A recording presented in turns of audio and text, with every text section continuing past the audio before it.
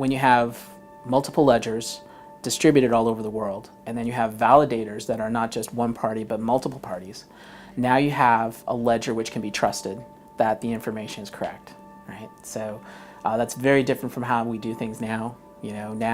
Today you have someone who's sitting in an office who may be an administrator, maybe office clerk, maybe, and their whole task is simply just input those numbers, and you're trusting that the information that put in is correct, and they're maintaining the database. Anything happens to that database, it's gone. It's possible that those databases can be hacked, right? So we've seen that today many, many times. You see it in the news every day. With a distributed ledger, it's near impossible to be able to change that ledger information. So you have something which is something everyone can trust, right? It's something that it's more secure. You've taken away the way we do things now, which is to have everything controlled by a central processing unit, and now it's being decentralized into where everything is at the edge of the network instead of being in the center. And so as long as something is in the center, it's easy to attack, right? So I think what's more interesting than the technology aspects of a blockchain is the economic aspects and the social aspects to it. Some blockchains, like I said, there's different kinds of blockchains out there.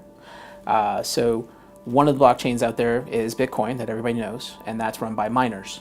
And in that type of blockchain, you have miners which are throwing tons of computing power at this network, and it could be anybody. And the economics in Bitcoin is that for the miners providing all of this computing to the network, they're given a Bitcoin out of the network. So the network itself is actually paying out this Bitcoin for computational solving that these miners are providing. And the way it's set up is so that there's so much competition. The hope is that no one party can create enough power to take over the network.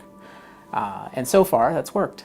But there's other ways that blockchains can be created. That was a first generation attempt at Bitcoin. Like that was the first one that everybody knows about. That's where blockchain began. But of course, it's been several years since then. Blockchain, which I founded, is based on a consensus algorithm called delegated proof of stake. This is a system where people who are involved in the blockchain, each of them has a token within that blockchain, and that token allows you to have voting rights. And those voting rights go towards being able to vote in who the node operators will be in that network, right? And so by that, what happens is that those node operators who are presenting themselves as wanting to be a node operator in the network has to win the trust of the voters in order to be able to be the operator. So instead of a whole bunch of anonymous parties, you have people who are technically apt. They have to have some level of trustworthiness, and the people who are the holders decide who's going to be best for running the network, right? So this is a different way of being able to create a blockchain and a different type of consensus. And this, to us, is part of what will be the next generation of blockchains going forward.